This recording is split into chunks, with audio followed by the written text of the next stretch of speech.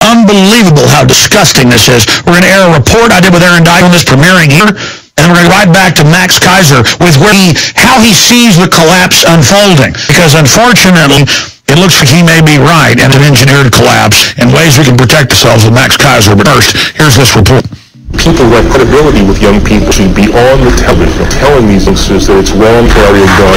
Ultimate tragedy, bloodied and dead. Javon Belcher's action, handguns do not enhance our safety. And it's really brainwashed people into thinking about guns in a vastly different way. The assault weapon ban made sense.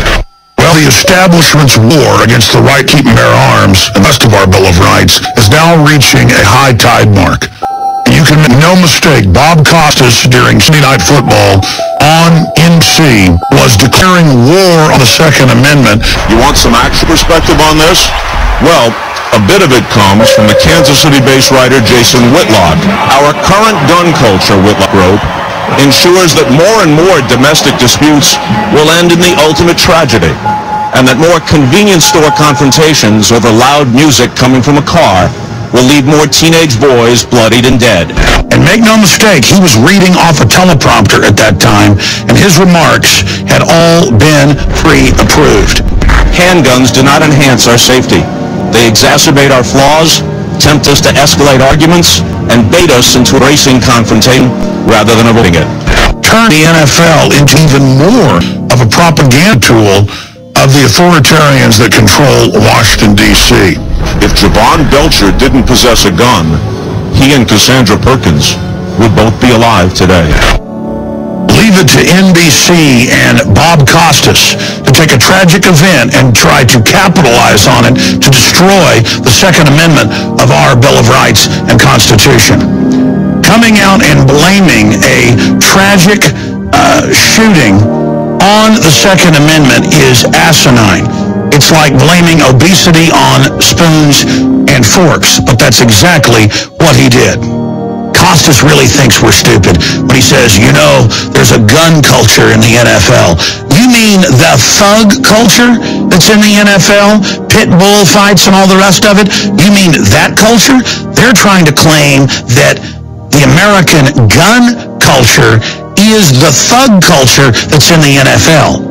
Don't blame us for your culture of drugged out of their mind athletes on pain pills and psychotropic drugs like Prozac known to cause psychotic breaks, and men who have had concussions after concussions after concussions going home and killing their families. And you notice Bob Costas says, I know in the days to come the NFL may get blamed, but you can't deny it's guns. If there wouldn't have been guns, this wouldn't have happened. He's saying, let's blame the Second Amendment. Let's blame one of the few rights left in this country.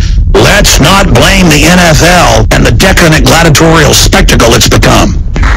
The bureaucracy that's hijacked this country admits they're coming after our firearms. They have told us that they are doing this. Part of it is seeing if we can get an assault weapons ban reintroduced. Obama 4 years ago told supporters that he doesn't like bitter clingers, people that cling to their Second Amendment. Well, it's not surprising then that they get bitter and they cling to guns or religion. Think how stupid the grabbers think you are. They point out the violence that's going on in the youth of this country. In places like Chicago and New York, have the highest crime rates in the United States, where they've completely banned guns for the general public. And then they point at Chicago and New York and say that's the reason that we need to turn our guns in places like Texas. Frankly, in my hometown of Chicago, there's an awful lot of violence, and they're not using AK-47s, they're using cheap handguns. It's incredible. They take the guns, the crime rates explode in those areas, while the crime rates drop in areas all over the United States where you have a high rate of legal, lawful gun ownership. I expected the victim disarmament anti-defense crowd to come out and use this tragedy.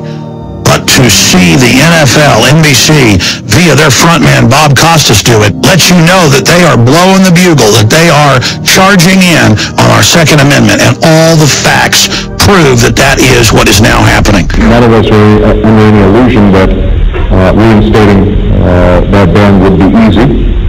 And so what we focused on is existing laws. If the president would stay fast and furious, shipping guns into Mexico to demonize the Second Amendment and call for a gun ban, they will use any crisis out there to restrict our guns. Trafficking illegal firearms, sending them across the border, is illegal. That's something that we can stop. And so our focus is to work with Secretary Napolitano. Keep in mind, he did it. He shipped the guns. Now the reports are beginning to come out that Obama may use executive orders to restrict the Second Amendment because he can't get Congress to do it. He's already done that on cybersecurity. He's already done that shutting down power plants. He's already said NATO and the UN command our military. He is becoming a dictator more and more. They have asked the media to go out and blame everything on our right to keep and bear arms. People who have credibility with young people should be on the television telling these youngsters that it's wrong to carry a gun. So what you're seeing is part of the brainwashing that Attorney General Holder called for more than 15 years ago and is calling for again. And just really brainwash people into thinking about guns in a vastly different way. And the fact that Costas would be authorized to do something like this during Sunday football with the NFL lets you know they mean business. A corporate company man like Costas, you know he got it approved. So this is the NFL and NBC endorsing an attack on one of the few basic liberties that America has left.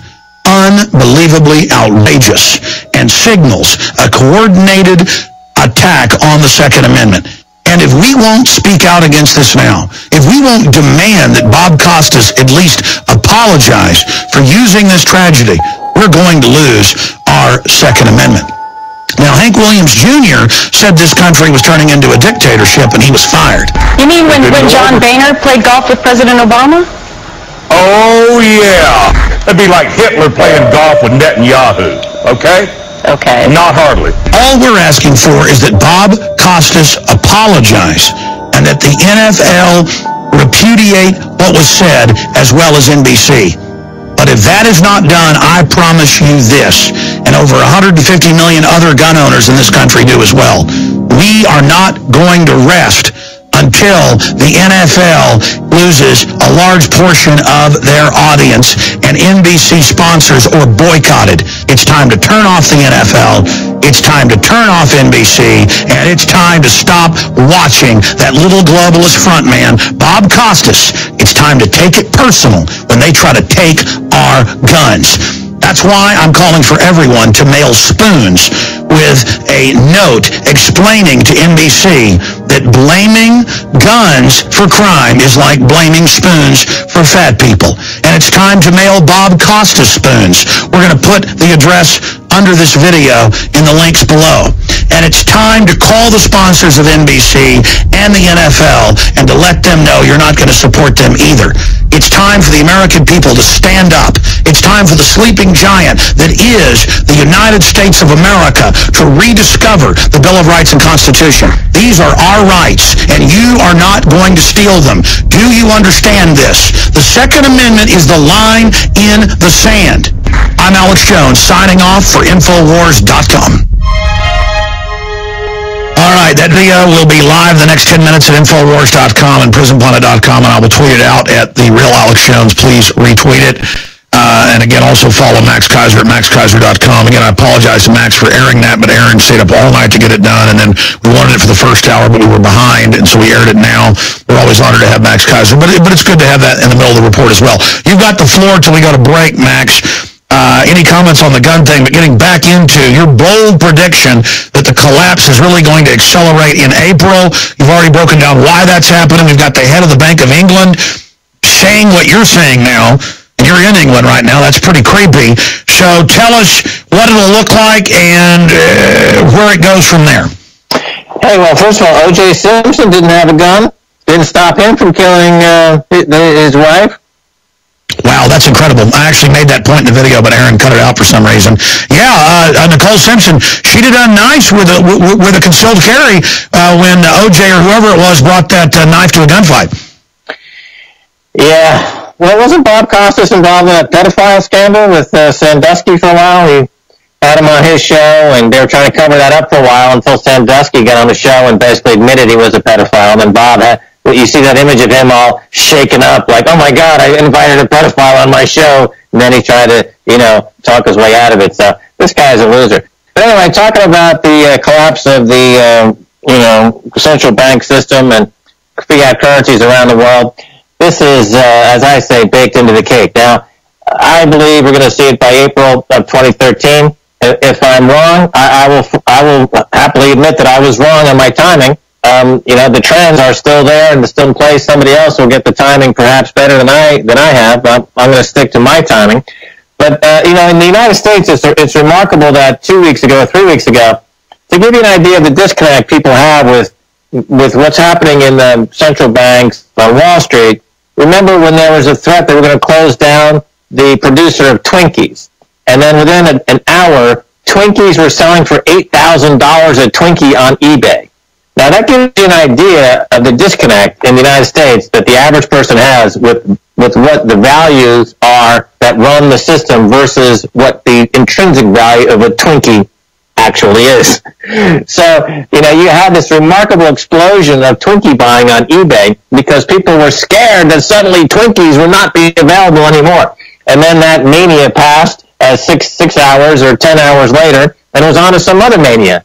People, of course, would probably get totally caught up in an NFL game over the weekend where they can watch steroid-driven drug addicts pound each other over the head for $1 million a quarter. It's true. So they're just going from distraction to distraction. Meanwhile, the main theme here that I'm going to emphasize is the central banks themselves that for 30, 40 years were colluding in pushing a financialization, a transactionalization, a world where work and labor was replaced with technocracy and money. They no longer trust each other. That is a fundamental difference today. Started in 2009 after the big collapse of 2008, and we know that they don't trust each other because they themselves are the biggest buyers of gold. Now, here's the big moment that's going to change everything is when central banks who are now issuing money or creating money through quantitative easing to buy government bonds, one of those central banks is going to break ranks and they're going to start printing money to buy gold. And that will be the moment when gold starts to go on a magnificent tear on the upside and the global sovereign bond market starts to collapse. Because one of these banks is going to say, enough is enough. The obvious contenders are China and Russia. Those are the obvious contenders. The obvious contenders for a currency collapse, hyperinflation, we see in Japan and in the UK. The UK has 900% debt to GDP. It's one of the worst in the world. So that's why we're here, because we're covering the collapse in London. And since we've been here, as you pointed out, the rhetoric coming out of the Bank of England is that quantitative easing doesn't work anymore, the debts are unsustainable, and the economy is collapsing, and there's very little that anyone can do. So that's pretty much the scenario up to this point. How is raising all these massive taxes in Europe and the United States going to fix things? They're not idiots. They know when they raise taxes on the poor and middle class, it's going to make these countries like Greece, Ireland, Spain, the United States go into cardiac arrest. But that's what they're doing. The Republicans and Democrats are debating how much taxes to raise instead of talking about trying to rebuild the country. What's your take on that? Well, raising taxes will not increase the tax take at the end of the year because it'll put more people and companies out of business than any incremental gain on a marginal tax increase. So net, the tax take is going to be worse. The reason I point to April of 2013 as my target date for the collapse is because I think the tax revenues reported for 2013 in the United States will be shockingly under estimates. And this will force the major rating agencies, Moody's, S&P, and Fitch, to downgrade the U.S. government bond. They've already downgraded it once. We think we're going to downgrade that again. But the establishment knows that, so they want to destroy the country. But the establishment is buying gold. That's what I'm saying. They're buying gold and silver, and because they don't trust each other, and they know that in extremis, even Alan Greenspan famously said that we learned from the collapse of Germany in the 40s that in extremis, only gold is counted as money. And Alan Greenspan, of course, is the maestro of the central bank that is the creator of the bubbles that of course, are the monster that ate the global economy. So for him to even point this out is quite significant. And this is unknown amongst those who understand the history of banking and money, that when you have this type of crisis, gold is really the only extinguisher. Debt is one way to Sure, and they can continue to kind of put things off, but there's still that slow slide. I mean, the economy worldwide is getting worse and worse. I want to come back and ask you, Max. Well, the slow slide, it's deceptive because if you look at a chart like Enron, remember Enron, the stock went from $2 to $90. Until it, stay there. Explain it to us on the other side, and then I want to ask you, will these globalists get away with it, or is there any way to arrest them, and then how would you fix the economy? We'll be right back with Max Keiser. We all know that Berkey water purification systems are the most trusted name in water filtration. As an authorized Berkey dealer,